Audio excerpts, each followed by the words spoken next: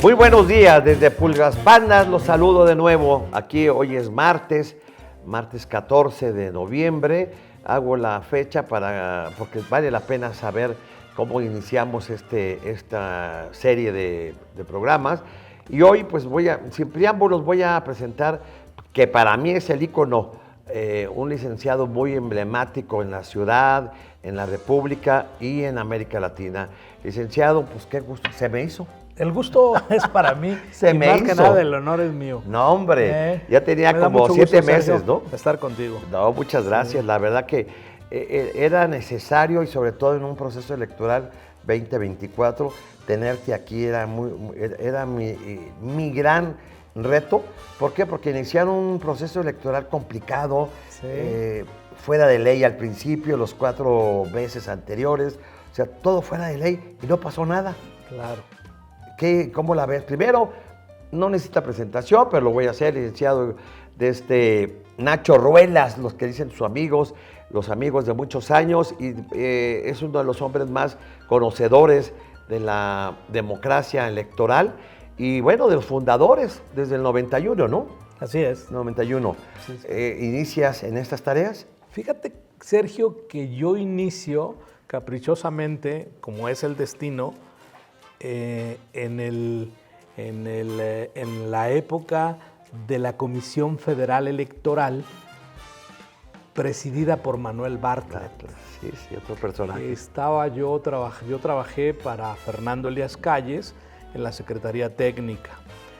Y bueno, pues me tocó la caída del sistema, me tocó todo ese tiempo de elecciones que coordinaba la Comisión Federal Electoral, pero lo maravilloso de esa época es que me tocó ser discípulo no áulico del famosísimo maestro Lama, el maestro José Luis Lamadrid, que es para mí, y la historia lo demuestra, es el gran arquitecto de las instituciones electorales y democráticas de este país. Él es el creador del Código Federal Electoral, del COFIPE y consecuentemente de la LEGIPE, aunque a él ya no le tocó, pero el gran maestro José Luis Lamadrid, abogado, egresado de la UNAM, con una pedagogía pública que le aprendías los corrillos, en el elevador, ibas a visitarlo a su oficina y él te decía exactamente cuáles eran tus dudas. Y gracias al maestro Lamadrid es que me interesó el tema electoral. Después pasé al registro de electores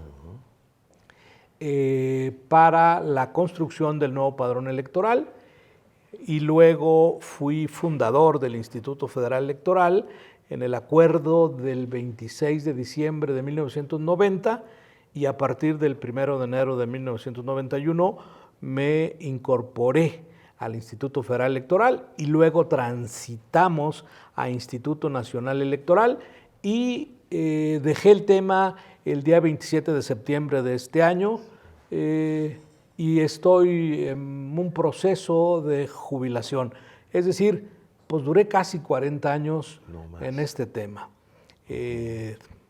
Aparte fui en muchas misiones a muchos países, pero en la que me parece que es la piedra angular es que fui destacado por Naciones Unidas en 2001 a la organización de las elecciones presidenciales de Perú, pero no como IFE, sino como Naciones Unidas ante la crisis de Fujimori. Y entonces, extranjeros fuimos a organizar la elección de Perú, un mexicano, que fui yo, y pues salieron las cosas bien. En el año 2013, 14, no recuerdo bien, vino el expresidente Paniagua, peruano, a dar una conferencia en la transición IFE-INE, y yo estaba en el público escuchando al expresidente y a media conferencia dijo, pero tengo que hacer un alto porque quiero saludar y reconocer algo que el pueblo de Perú le debe a mi amigo Nacho Ruelas. Y yo estaba ahí. Y creo que esa es una satisfacción de un trabajo bien hecho. Debe ser. Y ya se imaginarán la emoción que tengo yo de recibirlo. Como 3, 4 veces le llamé y me dijo, cuando lo invitaron al Distrito Federal a la chamba esa, me dijo, déjame limpiar el escritorio y vemos. Sí. Pero qué bueno que no alcanzaste a limpiarlo y te tenemos acá. Por eso es lo emblemático de esta reunión, de este café político, porque no todos los días tenemos íconos, sobre todo en la historia de la democracia en las elecciones, a un personaje y que lo cuente. Porque a veces no lo cuentan y se van y nos quedamos pendientes de sacar la información y la experiencia que tuviste. No, has sido un embajador, siempre has sido un embajador de Aguascalientes en esas tareas, ¿no? Pues el procedimiento electoral me ha dado esa oportunidad. Sí.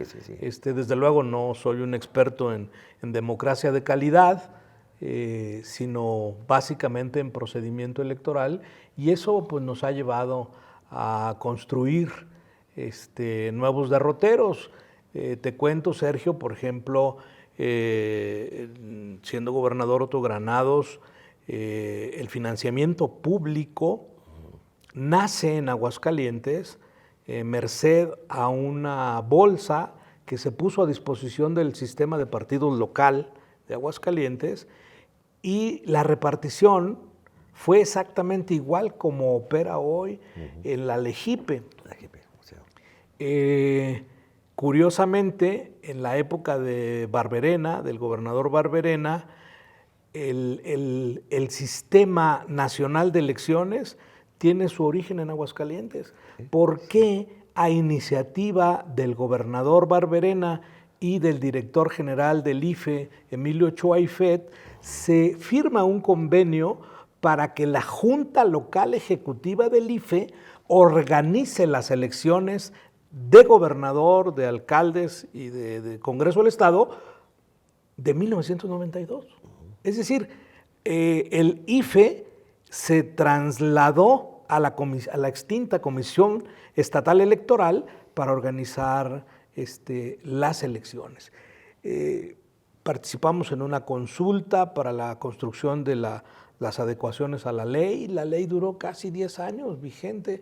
Fue una ley empoderada, una ley fuerte, y pues esos forman parte del acontecer de Nacho Ruelas en el camino. Sí, de la gran experiencia. También me platicabas que la actual presidenta del instituto vivió en Aguascalientes. Sí, yo no sabía eso. La consejera presidenta del INE actual, del Consejo General, la licenciada Guadalupe Tadei Zavala, fue por 9 años directora del centro de cómputo que tenía la delegación de Aguascalientes, que era de carácter regional, para la construcción primero, para el levantamiento del censo que hizo la nueva credencial para votar, una naranja, y después la incorporación en 1992 de la fotografía. El primer censo electoral de Aguascalientes es en números cerrados, 360,000 electores que estaban en toda la geografía del estado de Aguascalientes, y que eran aproximadamente 400 secciones electorales. Ella está en ese tránsito. Lo curioso, y te va a dar risa, es que el padrón nacional, el primero, se hizo con 2 gigas. ¿Con 2 gigas. Y pensamos que había llegado la modernidad. Y ahora traes en el cuenco de tus manos, en un celular, 120, ¿cuántos? 200 o las que tú quieres de gigas. Pues son las construcciones en el camino. También la sociedad participa en la construcción del procedimiento electoral. Mira, Radio Universidad en 1994, a través de una voz ronca, que ya no está con nosotros, el Güero Juárez, llama a que la ciudadanía participe el día de la elección para que envíe a Radio Universidad los resultados que están fijados en las carteleras al exterior de las casillas. Eso lo hizo la Sociedad de Aguascalientes al llamado de Radio Universidad, y antes de las 11 de la noche tenían casi el 90% de los resultados de los carteles, que tienen un valor jurídico porque están expuestos y firmados por el presidente y el secretario de la casilla, y es un documento de valor jurídico. Y curiosamente, a los políticos se les olvida el cartel, que es como un edicto, que está expuesto hacia la puerta de la casilla, que es prueba plena. Y entonces cuando empiezan a hablar de fraude, pues se les olvida que está el cartel. Ahora, el cartel es un invento, es una creación, mejor dicho, del maestro José Luis Lamadrid. Él lo hace para las elecciones de 1988 y el cartel llegó para quedarse, y me parece que es la defensa más intensa que tienen los partidos, los ciudadanos y el sistema político. Total. Es la certificación de que las cosas salían en esas cuentas, ¿no? Por la ciudadanía. Por la verdad, así es. Antes de que lo diga la autoridad. Ellos son la verdadera autoridad, la autoridad ciudadana, la que cuenta el voto y que consta en valor jurídico cómo resultó la votación en una casilla. Eso es algo que pocos países lo tienen. Así es. No, oye, la verdad es que se acreció muchísimo. De estos 40 años se ha un cambio total en las leyes electorales, y por eso la preocupación, por eso salimos a las calles a defender el Instituto Electoral. Fue algo una jornada impresionante. Yo todavía traigo mis calcamonías en mi carro, y me dice mi señora, pero ¿cómo te gusta dar? Pues es que la defendimos y se pudo, y gracias a una tómbola cambiaron las cosas también, ¿no? Fue maravilloso el respaldo ciudadano al cuidado de las instituciones de la República, y me parece que eso es una responsabilidad ciudadana que no debemos perder nunca, a pesar de quienes lleguen a dirigir las instituciones de este país o quienes las dirigen. La salud de la República es primero. Es primero, así es. Y la verdad es que han querido hacerle cirugía mayor, y yo creo que ahí les falló, ¿no? Yo ojalá que la presidenta y todo el equipo pues podamos defender el 24, ¿no? O sea, a mí me llama la atención, por ejemplo, en el caso de creo que es el Instituto Electoral, que fue el que designó a los candidatos al género de los gobernantes. ¿Puede? Creo que no eran ellos los indicados. El instituto tiene la facultad de poderlo establecer, tan es así que el tribunal lo ratificó. Entonces, ¿pero qué no es la Cámara de Diputados? Sí, no, porque no es un acto legislativo, sino es el cumplimiento de un mandato constitucional. ¿Sí? Ahí la picaresca está en la confusión discursiva, en la narrativa chantajista de los políticos, de confundir la paridad con la alternancia. Son dos cosas totalmente distintas. Diferente. La paridad es constitucional, la alternancia no es constitucional. Entonces, a eso se debió. ¿Y la equidad? Menos. Ahí lo que hay que valorar mucho es la ponencia del magistrado del tribunal, no recuerdo quién lo hizo, creo que Mata, en el sentido de excluir a Yucatán, porque ya la soberanía del poder, a través de su poder legislativo, ha legislado en razón de género, en razón de paridad, perdón. Y entonces ahí sí me parece que no hubo un entendimiento a la reflexión jurídica de la ponencia del magistrado. Creo que es un puntito que nos debe tener ahí para el estudio, pero sí lo tiene. Sí lo tiene. Las condiciones del país. Mira, la elección de 24 viene... ¿No es una elección de Estado? Viene en un esquema así. Más de 170,000 casillas instaladas en el territorio, 32 estados, con un padrón cercano a los 98 millones de mexicanas y mexicanos. Sí. Se van a elegir 20,468 cargos de elección popular y puede haber más por la consideración de usos y costumbres. Ajá, así es. Entonces... ¿Pero es el voto total o es por partido, los 20,000? No, 20,000 cargos. Cargos, ok. Se van a elegir 20,468 cargos y los partidos políticos tienen el derecho a esos 20,468 cargos. Claro, en un estado, en otro. Entonces se convierten casi en 80,000 candidatos. De ahí la dificultad de la fiscalización de los recursos públicos, porque lo tienen que hacer a tiempo real. Y eso no muy es tan complicado, fácil, es muy complicado estar en todos los actos y ver. Más en el país. Y si no lo pudieron en la pre-campaña, pues menos en campaña. Más en el país del laberinto de la soledad. Sí. Yo digo que ¿estos actos no son actos anticipados de campaña? Estrictamente, jurídicamente sí son. Sí son. Sí, yo creo que aquí vale la pena que reflexionemos la parte ética. Hemos perdido el rumbo del respeto a la Constitución. Se nos ha mostrado como un trofeo que ya no tiene valor, como una moneda que lo único que le quedó fue el metal. Y la Constitución es el alma fundamental, es el sístole y el diástole de nuestra sociedad. Desde muy infantes hasta la máxima edad, debemos de tener muy claro que en el respeto a la Constitución está el eje bien fundado de la vida compartida. Mientras sigamos encontrándole recovecos y narrativas caprichosas para no cumplir la Constitución, estamos en un peligro de abandonar a nuestra sociedad como una sociedad generosa, trabajadora, nacida para hacer la paz, y nos estamos convirtiendo en ciudadanas y ciudadanos violentos.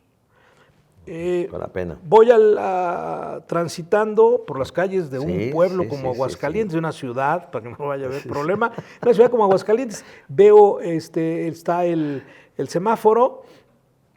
El semáforo marca amarillo, pasan unos segundos del amarillo y veo que ya va a pasar el rojo y me paro. Y una persona que iba atrás me pita, me recuerda a mi mamá, me hace papá, y yo me hago a un lado para que cuando esté el verde pueda pasar. Y lo curioso es que se empareja una dama y me sigue injuriando. Y ya cuando le da el semáforo el siga, ella transita y veo que trae en el espejo retrovisor un rosario y que en el vidrio de atrás dice Cristo te ama, y en la cenefa trae familia cristiana, un pez, y tú dices, este es el México que no queremos. Sí. Y en Aguascalientes. En Aguascalientes. No en el Distrito Federal. No. En Aguascalientes. Y una dama. Y una dama, sí. O sea, ese es el reflejo de la sociedad hoy. Creo que la batuta política, el dirigir una sinfónica nacional constituida por muchísimas partichelas, es el trabajo de un líder. El líder que lleve a buen puerto en una convivencia, que tenga razones jurídicas para que lo tuyo sea tuyo y lo mío sea mío, y podamos dialogar con una gran tranquilidad, con una gran civilidad. Y yo creo, Sergio, muy seriamente, que las clases políticas de nuestro país perdieron la capacidad de la imaginación. Total. Porque la razón es importante, pero la razón es algo repetitivo. y la imaginación es algo creativo. Y la política tiene que ser creativa, tiene que encontrar el lenguaje que entendamos todos, un abanico de posibilidades para poder lograr los consensos adecuados.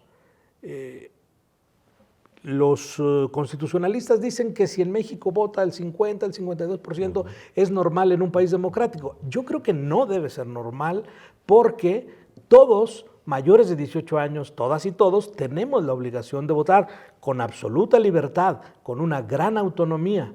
Ejercer ese derecho para que el ciudadano cuente nuestro voto y decida la autoridad de la mesa directiva de casilla quién ganó una casilla, y en la suma de resultados de casilla se diga quién ganó el poder público, ¿sí? Pero la imaginación es fundamental.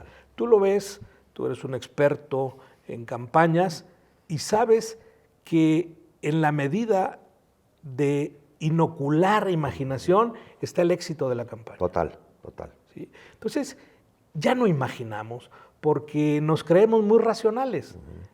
Y me parece que es un camino muy equivocado, muy medieval, muy escolástico, aprender de memoria para hacer el uso de la razón. Sí, la razón es muy importante porque es un proceso, pero la imaginación es la que es capaz de generar los mundos. Fíjate, dice la literatura, un viaje, 80 días para viajar en el mundo, o un viaje, se viaja al mundo por 80 días. Y es una razón, pero en la imaginación, si tú puedes viajar 80 mundos en un solo día, porque es así. Aguascalientes en el siglo XX logra conjuntar una pléyade de grandes cerebros que logran construir el arte revolucionario, que hacen el gran romanticismo revolucionario, y los hemos olvidado. Total. Ahí está Saturnino Herrán, está Contreras, está Manuel M. Ponce, que si bien dicen que nació en